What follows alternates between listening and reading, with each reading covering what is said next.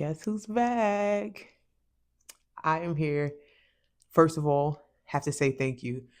Being at this point of being over 500 subs and it happening in almost like an instantaneous fashion is unfucking believable, right? Like, yo, I'm so stoked, so geek, so grateful. I'm a bit more composed than I was earlier, like in my last video where I'm talking about just being grateful and saying thank you. I was emotional, like legit I was emotional, like I was sharing something from my heart, and I'm genuinely grateful for all of y'all. So as corny as it might be, you're just gonna have to get used to it. I'm gonna keep telling you thank you. I'm gonna keep saying I appreciate you. I'm gonna keep trying to respond to comments and letting you guys know again, I just appreciate it. So part of that video was me discussing the fact that I have a tendency to second guess, right? Like, so I have videos that I've recorded, and I'm going to introduce quickly the one that I was going to put out before. I recorded like 3 videos in June. One of them went up, and there's 2 more. So I think I'm going to release the other one. I'm going to edit it up and whatnot and push it out. But this one that I'm thinking about pushing out is about Black excellence versus our struggle conditioning, right? Where we kind of look at ourselves in the eyes or in the vision of struggling and just hardship, so much so that we don't believe in Black excellence, right? Um, I think I'm going to premiere into it. I was a bit aggressive in that video, and specifically because it was at the height of the discussion around Tyler Perry and his lawsuit, and Joe Budden had done a response, like it was a clip, and he said something like, Tyler Perry, you're not that good of a person, and I was like, you got to be shitting me, bro. Like, so you believe that victim, but Megan, just a lying sack of shit. Like, it was so wild. But so if you notice there's a little bit of vitriol on that, just forgive me. I was in a different place at that time. So, but I'm still going to release it because, again, imperfections and all, there might be something in there that's valuable. And I want you to receive it. So I hope you enjoy, and I hope you enjoy this. But thank you for watching, and let's get into it. So, in this video in particular, we're going to talk about adversity and trauma, followed by addiction and grief. Uh, and this is going to be a prelude to another concept. So, per usual, I got my notes over here. Keep up with me. I'm going to talk a little fast. Okay. So, I'm going to start talking about people that are in the entertainment space that I find to be particularly difficult. And in my opinion, have presented pretty distastefully. Um, but I want to share this cycle first because I think that this is relative to those conversations before we get there. All right. So while I might not like a lot of things that people do, I still want to be responsible in having this kind of dialogue and this sort of rhetoric because we're all people, right? And people show up, but they have things that they are bringing with them, right? So in keeping that in mind, let's talk about this cycle, starting with adversity trauma followed by addiction and grief, right?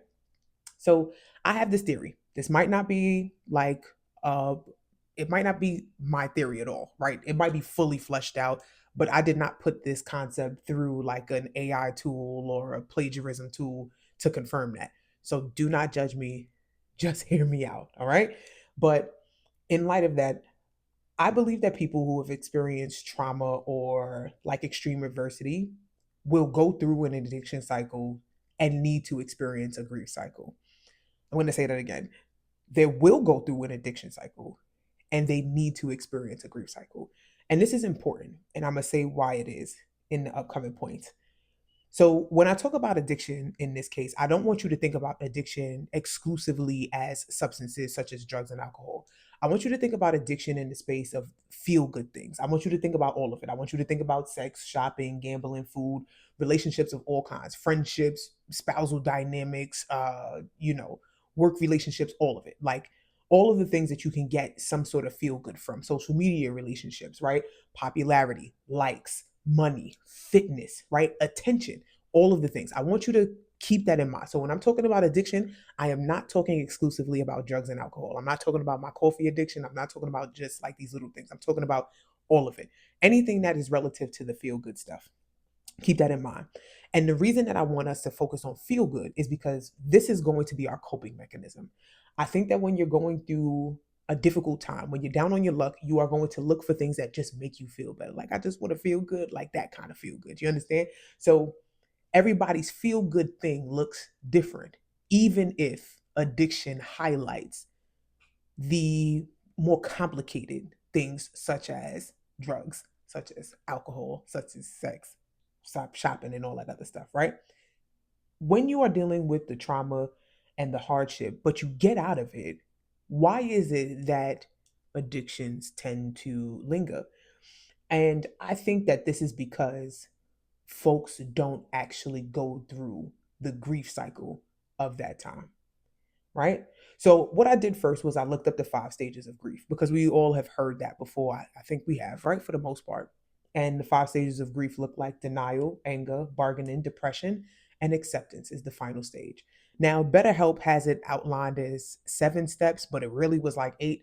I'm not going to dive that deep because this is going to overview the importance of what we're trying to discuss or what we're trying to outline, right? So a while ago, I was watching a movie with my sister. It was on Netflix, not Tyler Perry's joint, but this it has some overlapping concept. Short version of it is it was his mom and his dad that went on this camping trip, and when they was out on this camping trip, um, somebody snatched up their 10-year old. They running through the forest trying to find her.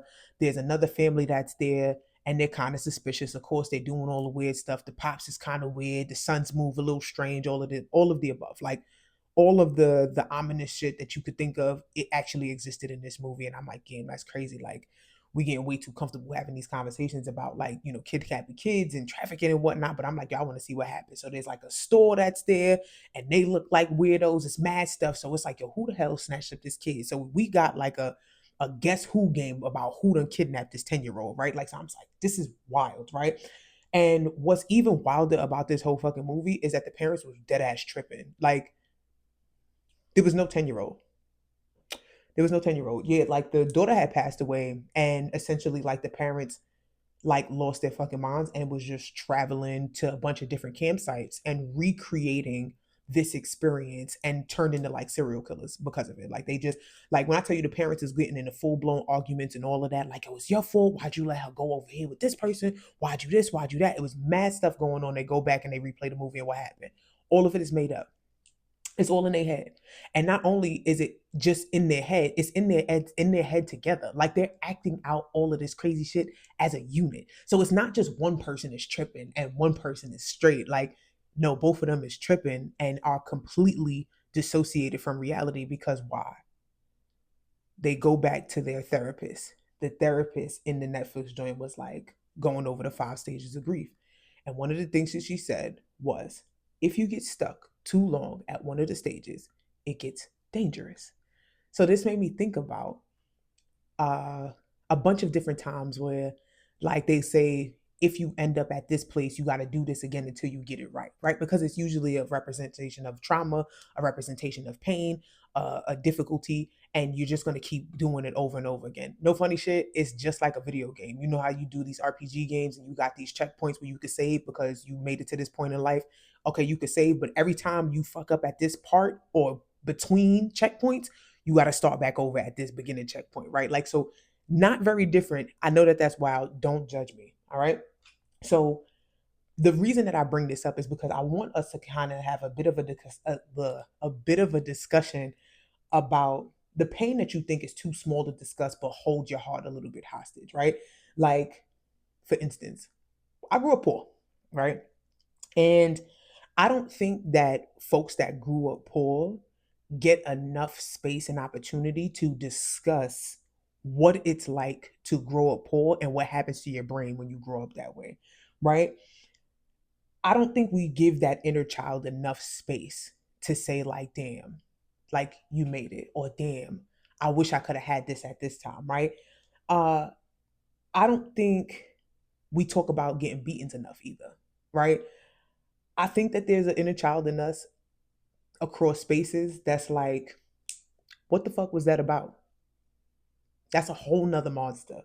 I'll probably do a whole video on that because that's a whole nother monster.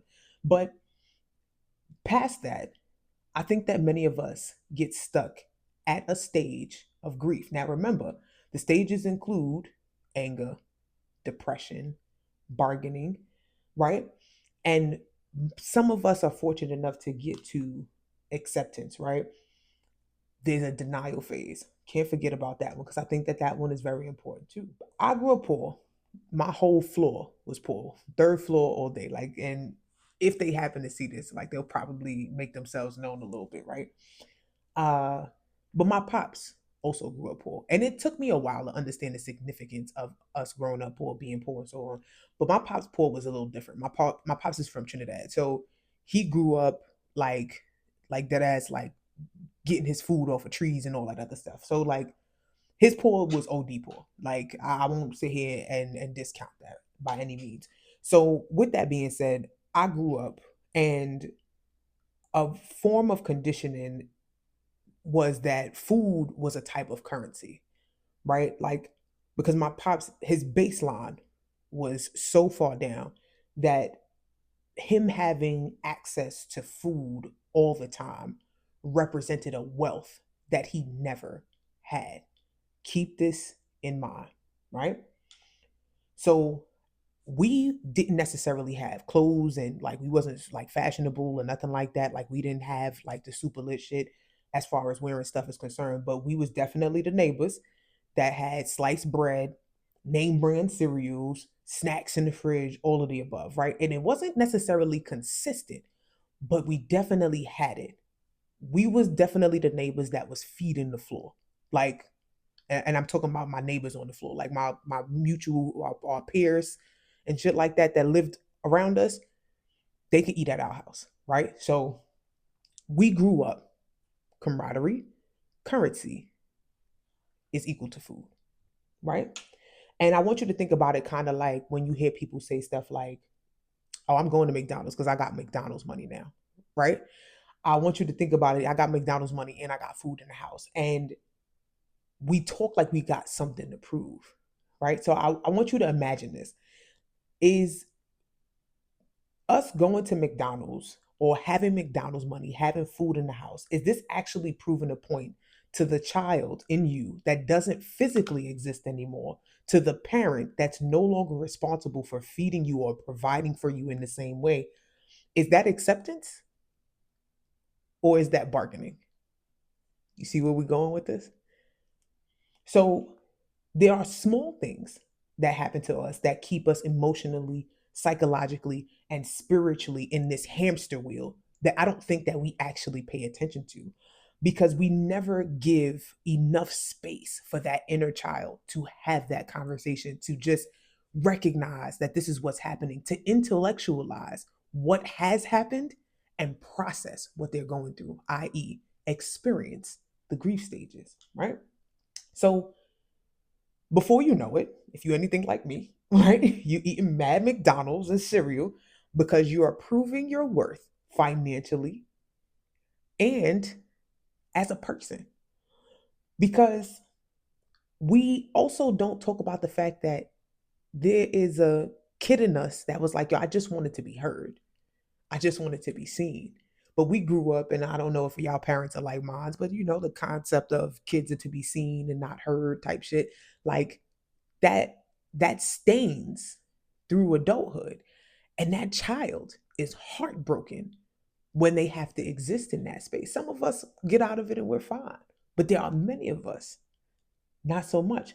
So going back to being broke, right, we have to settle for shit like cereal. And let me tell you how this came to fruition or was in my frontal lobe for logical processing the other day. Well, not the other day, this was a couple months ago. It was one of those weeks where it was just like, ah, the budget is kind of tight this week, right? So I'm like, you know what? I have a tendency to like hyperfixate on work and shit like that. So instead of sitting still and doing work for hours and hours and hours of the day and then running out in the nighttime and like, oh, I'll just buy something so I could eat and just go to bed type shit. I was like, let me go and buy stuff so I could create automation in the crib and save some money, right? And what happened? While I'm walking through the store, I'm walking past the cereal aisle. I'm sitting there, I'm looking at the cereal, and immediately I'm like, oh man, there goes some Apple Jacks. There goes some corn pops. There goes some cocoa pebbles. I'm gonna just get those. Cause why?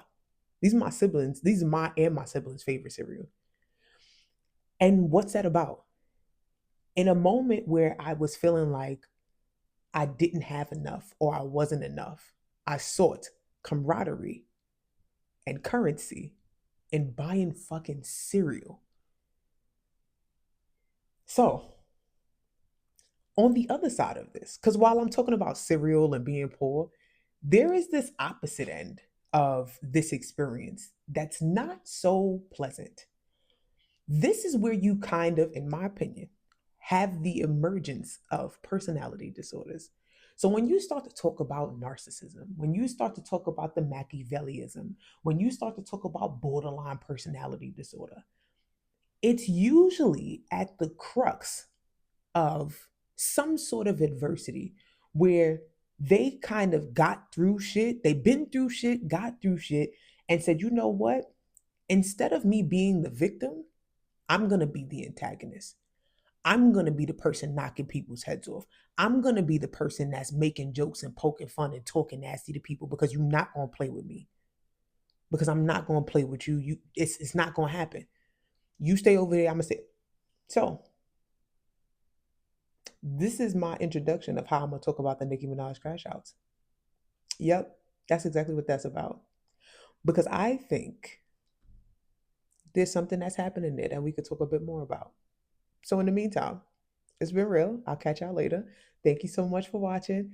Thank you for subscribing, for liking, for commenting, for returning. I love y'all. Thank you so much. Have a good night. Catch you.